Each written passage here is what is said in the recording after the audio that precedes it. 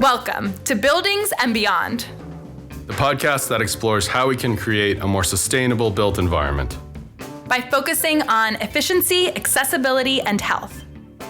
I'm Rob Aldrich. And I'm Kelly Westby. This week, I'm excited to share our episode with Kathryn Wright. We talk extensively in this episode about a practical framework for integrating buildings and equity that was released a couple of months ago. She outlines for us why building professionals need to focus on equity. As we go into this transition and we're trying to make rapid change in the built environment in a short period of time, we have an imperative to think about equity as we do our work. Otherwise, the scars of history are still in our buildings, and in order for us to actually see change, we have to recognize that history and we have to think about how we move past it.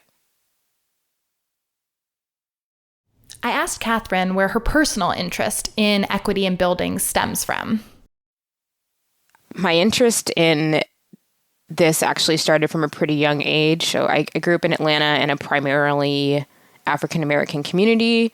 My parents were really dedicated to recycling. They packaged up all the recycling. We drove it every weekend, and we recycled everything in all the bins. What I discovered when we moved from the predominantly African-American part of the county to the middle of the county where it was mixed race was that everyone was getting a recycling bin dropped off at their house standard. So I already was starting to notice inequities in place as it related to the environmental movement from a very early age. And so once I began sort of learning more and getting more advanced in my studies, I learned about redlining, which was a practice by the government of essentially rating different neighborhoods for their suitability for lending. And race was a factor in resulting in a less desirable neighborhood. What I also found out was that there was a separate set of underwriting standards for the Federal Housing Authority, which for a long time also explicitly incorporated race. But it also grouped race and environmental hazards together in the same way as undesirable. And they also placed a higher value on communities that were located near green space. So the more I sort of learned and the more that I began working with cities and thinking about climate action policies and what would be most impactful in neighborhoods, I would start seeing history play out in the mapping. Where is the urban heat island effect still the worst in some of these historically redlined neighborhoods, which were redlined that way because of race, because of environmental factors, and they probably didn't have green space because green space was considered desirable. They would have been rated higher. So, unfortunately, in a lot of cities across the U.S., if you overlay those redlining maps with urban heat island maps, with energy burden maps, it's the same. And so, if we have our existing buildings, which are going to be with us for a long time, we have to think about equity in the way that we do our building work. Kathryn's career has been focused on centering the sustainability movement in equity. She led the Sustainable Community and Organizations Practice Team at CADMIS, which focused on consulting engagements at the intersection of climate mitigation, resilience, and social equity. Alongside this, she co-founded MySomebody, a software platform that enables its users to buy and sell solar PV net metering credits. She currently works at the Urban Sustainability Directors Network as its program director for building energy, and she serves on the board of directors at the New Buildings Institute. To start out, I asked her to explain about what USDN does.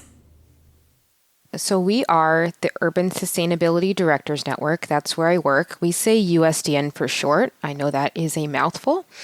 And USDN started back in 2008 as a peer learning network for sustainability practitioners. At the time, there were leading jurisdictions around the US and Canada. They were all seeking to do more on climate and energy action, but they also felt like they were sort of sometimes working in silos by themselves and really wanted a method to exchange best practices and learning with others. So they formed, at the time, the Urban Sustainability Directors Network. It was just an organization. It wasn't a formal nonprofit at the time, but it got started that way. And over time, more local sustainability practitioners heard about the network, and it grew in size over time. So right now, we serve 250, roughly, cities and counties across the U.S. and Canada. And what ties them all together is they've all made some sort of high ambition climate or energy commitment. So we still provide that forum for peer exchange between sustainability practitioners. We do that in a couple of ways. Every year, we stand up a set of learning groups for people who are really interested in learning new topics. We also have action groups where a lot of cities are contemplating passing a policy or pursuing the same type of program at the same time. So those are a little bit more action-oriented. Then we also have an innovation facility. So we have some grants that we do for cities that have innovative ideas to sort of help them get those ideas off the ground. And then sometimes we have special projects where cities are able to work in depth with one another in smaller groups all around a shared challenge or idea. So that's a little bit about USDN. It's exciting. Like I said, we're just over a decade old, starting in 2008, and still trying to drive impact and change in sustainability and climate. Yeah, that's excellent. I love that sort of trifecta that you outlined of sharing resources, co-development, or bouncing ideas off of each other as you're developing new policies, and then also providing some areas of funding. Maybe I paraphrased that wrong, but what are some of the exciting innovations that you have funded through the program? There's been, it kind of runs the gamut, honestly, in terms of the type of work that's occurred at USDN. A recent one that I like to mention is we funded a group of members that were in the PJM territory. So that's one of the electrical grid territories. It's a particular independent system operator.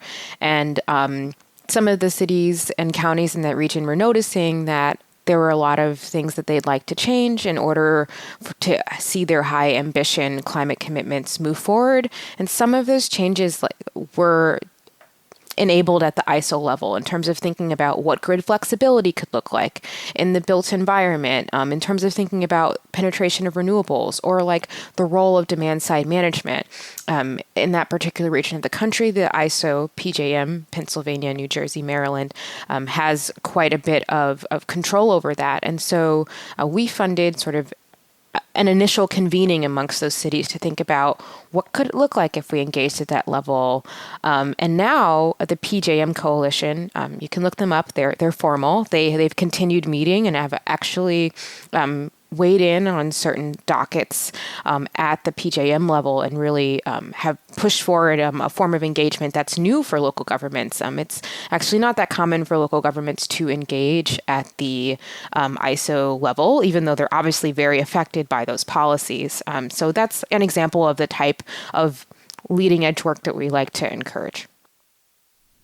So as the programs director for building energy at USDN, how much does equity play a part in your work? So just for context, as a program director at USDN, I oversee all of our learning groups and strategic partnerships and federal engagement as well as it relates to the built environment. And so because USDN has recently made a set of equity principles and commitments, and we also have a set of high impact practices. And so those are practices that we believe advance climate mitigation, resilience, and equity. And those are sort of the core tenets of our work. And equity is central in each and every one of those high impact practices. So since I've joined USDN, it's really impacted how we're thinking about the types of learning groups that we run in the network. So, for example, we're doing a lot of work on rental housing energy efficiency right now, as well as zoning, which has historically not been a very inclusionary practice, but has the potential to be. And so we're really trying to sort of bring that thread throughout all of our work. And it's not just in our buildings work now, it's also how the same lens that we're trying to bring to our work in transportation and resilience, and so on. USDN has evolved. That's certainly not how it was when it started, but it is how we are thinking about our work now. That's great. That's awesome. And was equity always central to part of USDN's vision, or did the role kind of evolve over time?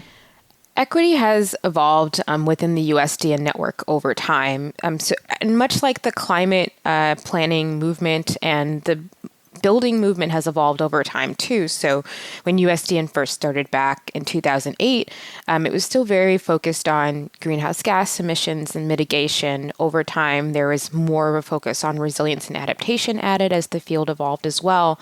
And USDN was sort of pushed by members who were noticing that there was a lot of change that they wanted to see in how they were pursuing climate action, just based on community priorities and what they were seeing locally.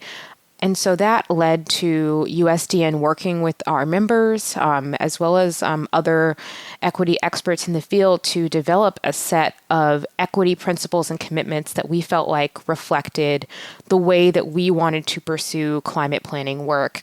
And the first tenet and principle that we have is sort of recognizing that climate change, environmental justice, and inequity are all tied together. They're all coming out of systems of extraction and exploitation of natural and human resources. And in order to, in our belief, have effective climate impact, you have to really think about those issues together. And so when we made those equity principles and commitments, it impacted how we were thinking about all of our programming across the network. So it's been a growth and evolution over time. USDN, prior to having the equity principles and commitment, did have a number of public documents that we released about how we were thinking about and defining equity, but those principles and commitments really put pen to paper and have also really shaped how our programming has evolved since then. Okay, interesting. And then the equity building and buildings report, the practical framework that you had been working on that was just released recently, did that come out of, these principles across the whole network? Or was it a request again from your constituents or participants? So the equity in buildings framework is tied in with the equity and principles commitments, certainly, but it actually arose out of a series of conversations that I had with the wider field. So what I had begun to notice and then sort of talked about with other organizations such as the NAACP, NRDC, and Emerald Cities Collaborative was there was a lot of guidance that was coming out recently, really focused on how to have a very meaningful community engagement process. Like, how do you move past the typical government public comment period where no one really feels heard into something that's more transformative and shifts power to community? We felt like there was quite a bit of good information that was being published on the topic. We also thought that there was quite a lot of technical guidance on specific building programs and policies. So guidance on how to think about benchmarking, how to think about a building performance standard. But what we felt like there wasn't really something that was making that bridge for people who wanted to think about the built environment and building program policies in a more holistic way, not necessarily moving towards thinking about a particular policy prescription, but really trying to take a step back and understand what local needs were. We felt like there was a gap in the literature for practitioners, both at the local government level, which is like primarily where we targeted it, but we also were starting to hear like the same questions from some of the community-based organizations that are doing similar work but aren't local governments. And so that's where that idea was hatched to do the equity and building framework, to really try to help people who were trying to think about revamping their building programs or trying to stand up one for the first time. Like, how do you start trying to think about buildings from more of a people-oriented approach and more of a community-centered approach. So that was the inspiration.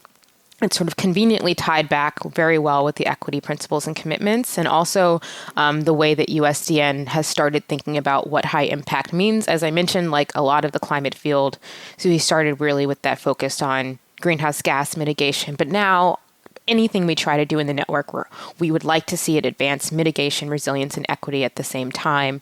And so we also thought that the equity in buildings framework was a helpful way of helping people think about their work from this new frame. That's excellent. And one of the points in the framework report is obviously making equity co-equal to the other priorities within any policy. So it's great to see that your policy within the network is to make sure that they are co-equal with resilience and efficiency as well. Within this document, what do you think are the 2 to 5, say 3 things that are that policymakers, you really want them to take away from this report? Obviously, hopefully read the whole thing, but...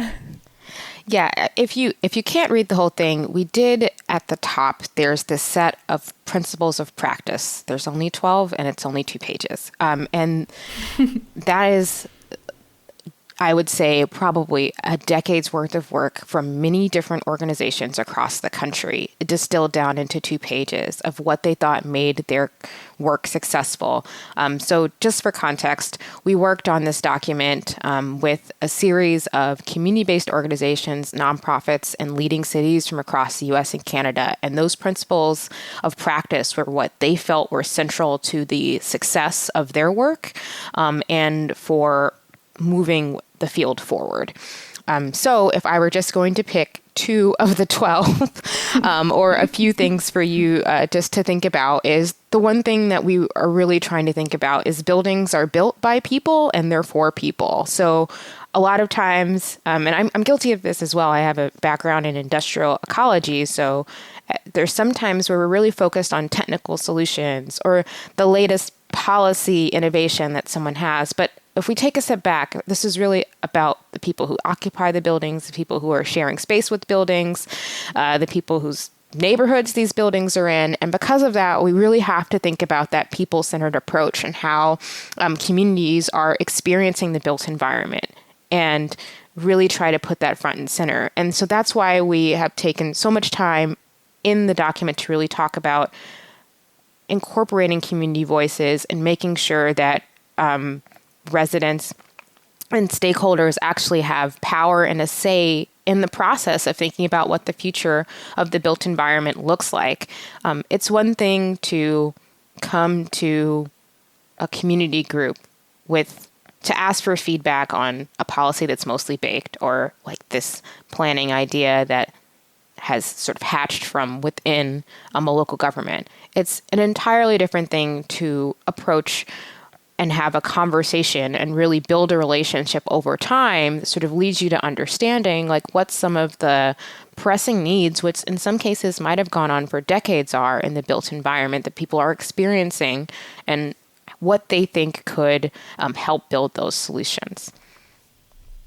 Yeah, absolutely. And as you were talking, it made me think of reading some of the policy language to participate in the public comment period that you sort of alluded to. And, I have to read these documents that I am aware of what the intention is 10 to 13 to 50 times before I understand what they really mean and what the implications are for different communities. And so the idea that, people whose full-time job is not to read and understand the language of this policy, but are impacted by it, that they should come in at that stage and review something that's already baked and already sort of written in legal language.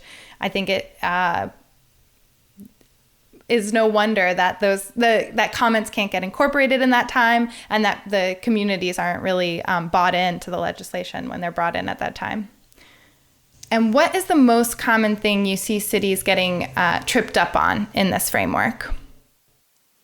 I think a common question that came up. So just for context, in addition to the framework, we also use this as the basis for a workshop series with cities. either advancing building policies in some way or had an existing program and sort of realizing that there were some gaps. So we had worked with about 30 cities using that workshop format. And a common question was, buildings are not top of mind necessarily for everyone. And so how do you sort of begin a conversation like from scratch with community members about something that on its face seems very technical? So there was sort of this question about, where do I start?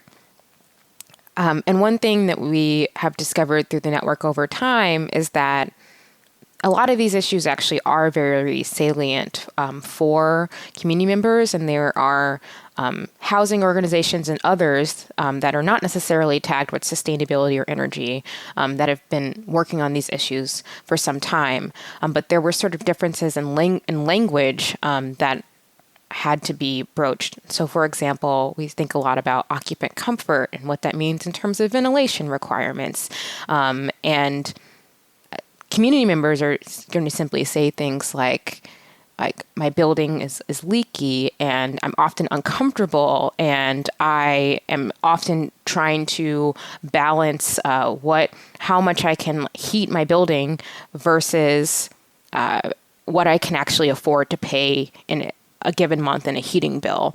And so it sometimes really requires time, first of all, which sometimes isn't always necessarily built into some of the RFP processes. It's like there's a really tight window for doing community engagement, but to do it well, like you can sort of get to some of the core issues and probably even work with communities to get to an idea about a policy prescription that could really create some improvements in their lives. But you really have to be willing to start from the beginning and have a dialogue and really listen and not just sort of go back to the comfort zone of some of this technical jargon that we're all familiar with.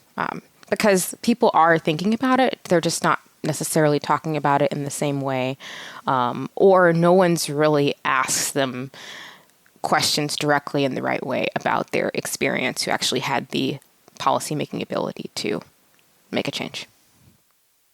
One of the things that comes up in this document that I thought was really interesting and I hadn't thought about before was when you're going to have that community engagement, to do some work beforehand to say, you know, I as a policymaker, or maybe I in the sustainability department of of a city, have certain roles and responsibilities and certain authority myself to make change. And maybe I don't have complete authority to make change. And so being honest and upfront with the community members as you're having those discussions, so you don't get into that place where they're making recommendations or telling you something and you can't actually act on that, or what will come of those discussions. Mm-hmm. You know, I definitely think that is key. So part of the learnings from the report were informed directly by all of the people I mentioned we work with. And then we, USDN, also led a project for 3 years where cities and community-based organizations worked together on trying to work on equity in buildings at the same time. And so a lot of what they learned from working together and going to community, that transparency was really important, especially because a lot of community members have been part of public participation processes before where they didn't really feel like they were listened to or weren't really sure where the output of that process was going. And so providing that transparency and being upfront with people was really important to building relationships and also trying to move forward. Yeah, that's excellent. And I love your focus too on the people-centered discussions around buildings. I think we've talked about human-centered design in different ways on this podcast before, from a healthy buildings lens, from a accessibility lens, and and I think you've mentioned it kind of in terms of the health of the people and the comfort of the people within them, but also in terms of how do the policies serve the community. So how are you connecting the benefits to the people who have been disadvantaged in the past? And one thing that we had talked about when we were talking before this was about funding that, and this mentions very explicitly, this is an endeavor that needs to be adequately funded. There needs to be resources allocated both to people in the policy level to focus on these things, but also to the communities. So I'm curious if you want to describe some of the ways in which communities have done that, or the sort of importance of that element of the principles. Yeah, so from our perspective, there's a huge value in the lived experience of people within a neighborhood or within a community. And oftentimes, the people that you need most are capacity constrained. They could be very resource constrained organizations, these organizations that really are doing a lot of this grassroots level work. Oftentimes, like environment and sustainability, while important to them, may not be the central part of their mission. And so it's really important when you value those perspectives to ensure that they are adequately compensated for their time.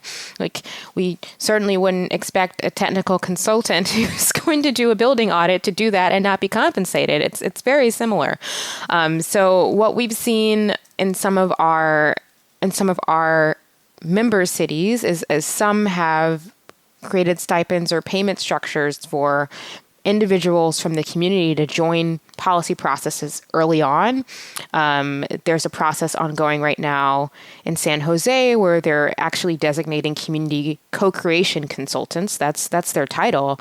And they're working directly with cities and technical advisors on trying to come up with policies and programs solutions based on a community engagement process. So there are certain individuals that are being directly compensated and elevated to that same level of understanding. There's a really important need to combine those experiences to come up with something that's actually as impactful as it could be.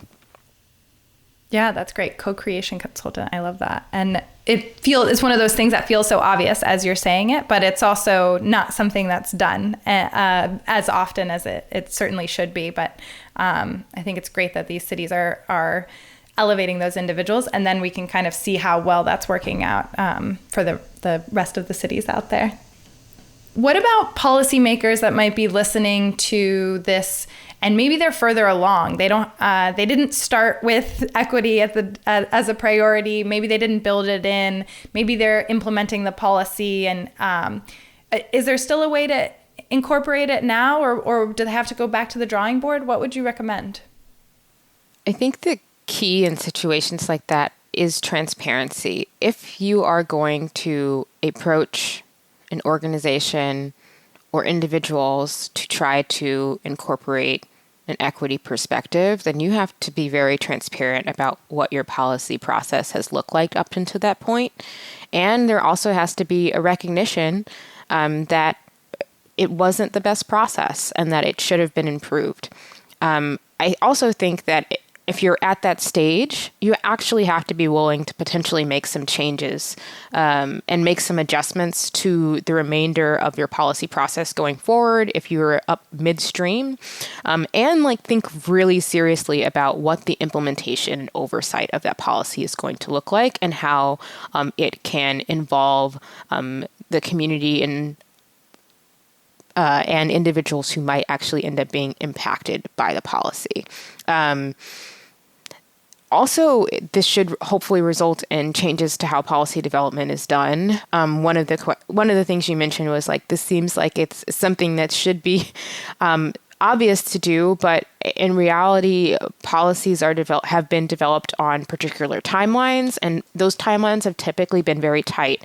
And so when you're looking at how do I fit this into this Gantt chart, it doesn't results in the types of relationship building conversations and sort of back and forth and iteration and co-development with community. It usually results in a couple of public comment periods because that's what will fit. And so there has to be recognition going forward of the actual amount of time needed in order to develop a policy that centers equity and uses equity in its process, because that takes longer and it admittedly also can take more resources, but the results and the impact and the implementation partners that policymakers might see from taking those approaches is much greater.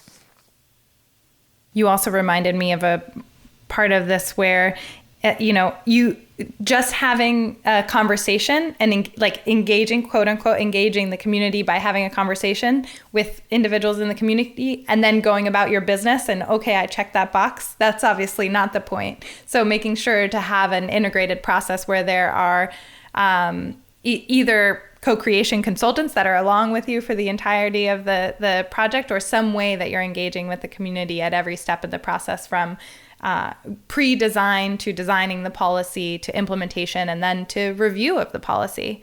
And one thing I'm curious to get more of your thoughts on are the kind of developing metrics around equity and how to integrate that into policy to sort of see how you actually are doing at the end of the day. Yeah, so there's been a number of organizations that are working on equity metrics, and particularly one thing that we found to be effective is reflecting those metrics via maps, because that's a really helpful way to make the story of the built environment clear to community members. And it's also something that policymakers and government are also familiar with.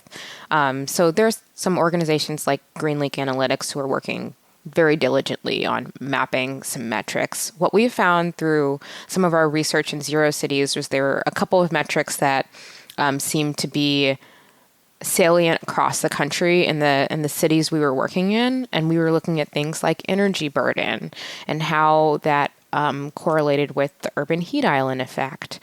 We also looked at indicators like presence of race and minority communities, because of the history of redlining in this country that often is a proxy for where there are areas of disinvestment in the built environment, and also where greater interventions might need to be made. If listeners aren't familiar with redlining, I'm sure we can talk about it a little bit more. There's actually direct links to environment in the way that redlining was done. I know it's pretty common to know about the race elements, but there are actually direct environmental considerations as well in the way that underwriting was done. And so the reason that all of these things together can often give a helpful proxy of where there has been a cycle of disinvestment and where policies could potentially be targeted in a given neighborhood. So hopefully that is a helpful start. And then I also plugged sort of another organization that has a pretty extensive list of metrics, and also where their primary sources were for getting those metrics too.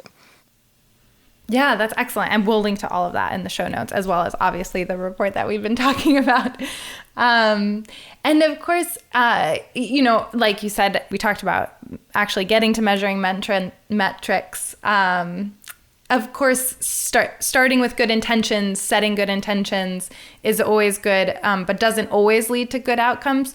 Do you have some examples of where policies ended up further burdening communities that had been previously disadvantaged or are currently being disadvantaged? I can talk about it. First, I'll give an example from the renewables context, and then I think it helps give some context for the equity-focused conversation that's now going on around electrification. So on the renewable side, there's been a series of conversations, particularly given the cost decline seen in the battery storage sector. So there's now a lot of battery backup going in, and then there's also a question that came up when the cost of lithium-ion batteries that were going down. It's how many people are just going to leave the grid entirely?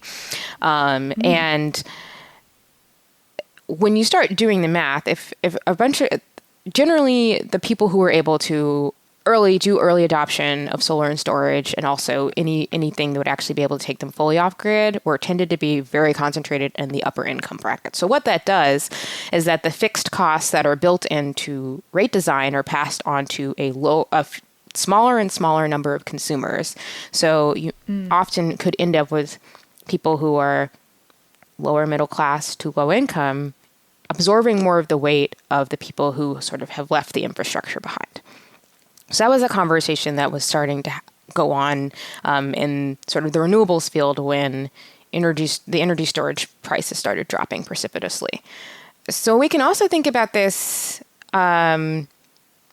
on the electrification side of the house too, because it's a similar dynamic that has led a lot of the conversation around equity and electrification, because in this case, you're talking about removing load from the gas system because you're trying to get everyone to electrify. And that also has implications in the same way in terms of the fixed costs that are being passed on to the remaining gas consumer base. So that is why a lot of the individuals that are working on equity and electrification are very focused on what can we do to sort of turn this notion on its head. How do we target electrification in areas where it's most needed? How do we look at electrification in affordable housing? All of that is sort of to mitigate some of what we've seen in the solar sector and in the storage sector, which is still that it's kind of largely those installations are going into upper middle class homes, and they're seeing the benefits. And so the question with electrification is, can we electrify and get those health benefits and the many other benefits of electrification into low to moderate income households and BIPOC households, and not be having sort of the same conversation 10 years from now if we're really successful with heat pump deployment. So hopefully that's a helpful parallel. Yeah, that's helpful. And I think a lot of folks have been talking about the energy costs switching to electricity versus actually the energy costs of staying with gas if everybody else switches to electricity. So I think there's a lot of, when we're talking about individual buildings, it's maybe not as much of a concern, but when we're talking about what the entire city needs to do from a policy perspective, we need to think about the ramifications of many, many buildings switching from one to the other, or what the cost structures are going to be. What are some ways that you see cities sort of dealing with the costs of electrification at the affordable housing level? It very much depends where you are in the country. So for instance, I'm in New England, so there's actually still quite a bit of oil heat left, and there's quite a bit of electric resistance heat left, just because our building stock is very old. Right. So there's naturally occurring affordable housing and regulated affordable housing. So depending on how the affordable housing is regulated, it really impacts how much direct control a city will have over it. But in any case, a lot of the cities in the in New England have really targeted where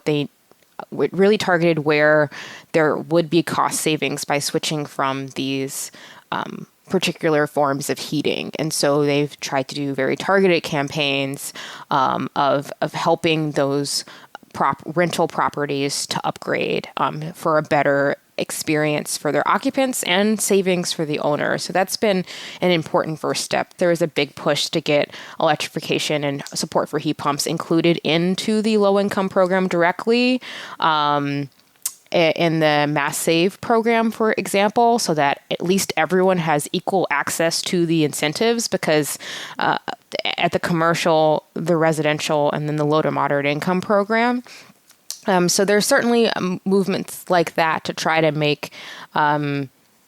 target where there is a cost advantage and where there is an incentive advantage. It's just the situation is quite different across the country, just based on climate zone, what the electricity grid looks like now, what it will look like in the near future. So it's hard to give a blanket answer, but that's some of the ways in which cities are trying to incorporate what we know, who is very energy burdened based on the types of technology they're using, and trying to alleviate that using electrification. So what we like to ask our listeners at the end is, if we have you back on the podcast in 5 years, what will we be talking about then? Or what do you hope we'll be talking about then? There's a lot of big ifs in the statements, but it looks like we're about to get, hopefully, a significant amount of funding from the federal government towards climate and environmental programs. And the federal government is also pretty invested through the Justice 40 initiative and actually ensuring that some of these communities that we're talking about that have had this cycle of disinvestment actually get resources directly related to climate, energy, and workforce development. Let's assume all that happens. Where I hope to see us in 5 years is that there'll be a lot more city and community-based organizations collaborating and actually implementing solutions. I would hope to see a pretty dramatic transformation in the affordable housing stock, and also that directly reflected in federal and state standards around like what we expect from our affordable housing and how it incorporates health, equity, and resilience. Similarly, I also would hope that a lot of the support programs that are going into transforming existing buildings are taking a more holistic and whole building perspective, so that occupants are really benefiting from all of the different metrics that I just described. So I would hope to see a lot more implementation, and I would also hope to see a lot of the leading community-based organizations that are across the country and like usually very under-resourced actually at those tables and like helping drive what the outreach and implementation looks like, because we'll just end up repeating the problems of the past if we're not involving new voices and changing the way that we do our work. So that's my hope. That's my hope of where we'll be. We're about to get hopefully, fingers crossed, crossing all my fingers, a big chunk of investment towards this particular topic that we haven't seen in a really long time. And that also means that there's a lot of opportunity for us to do a lot of transformation between now and 5 years from now. Yeah, that's great. That's an excellent point. And I think one of the conclusions of this study is around more funding is needed. And so hopefully that will come and we'll see people moving from talking about equity in buildings to actually implementing solutions, like you said. Not that, but some people are obviously amidst implementing, but excellent. Well, thank you so much for being on the podcast today. Yeah, of course. It was wonderful meeting you. And I've enjoyed listening to a couple of your podcasts myself. So this was really nice. Awesome. Well, thank you for listening, and thank you for coming on. While Kathryn encouraged us all to take a look at the principles, the first 2 pages of the Buildings and Equity Framework, I really wanted to encourage everyone to take a deeper dive into the entire document. For me, it really connected that higher level principle to what does it look like day to day to implement these solutions? What challenges will you run up against, and what do you need to consider along the way? From pre-design, considering the policy that you'd like to deliver, all the way through to seeing whether the policy had the kind of impact that you were looking for. If you want to get a link to that document or any of the other items that we mentioned in our podcast today, please check out our show notes at swinter.com/podcasts. Buildings and Beyond is brought to you by Stephen Winter Associates. We believe our world is not as sustainable, healthy, safe, equitable, or inclusive as it needs to be, and we continually strive to develop and implement innovative solutions to improve the built environment. If you want to join us in our mission, please visit swinter.com/careers. I, of course, want to give a big shout out to our production team, Dylan Martello, Alex Mirabile, Heather Breslin, and my co-host, Rob Aldridge. We also wanted to give a big shout out this week to Jade Alvarez. While she is focusing now on her graduate studies at Columbia University in sustainability management, she was a true asset to the entire Stephen Winter Associates team and, of course, this podcast. We wish her the best of luck as she continues her career in sustainability. We want to thank you all for listening, and we will see you next time.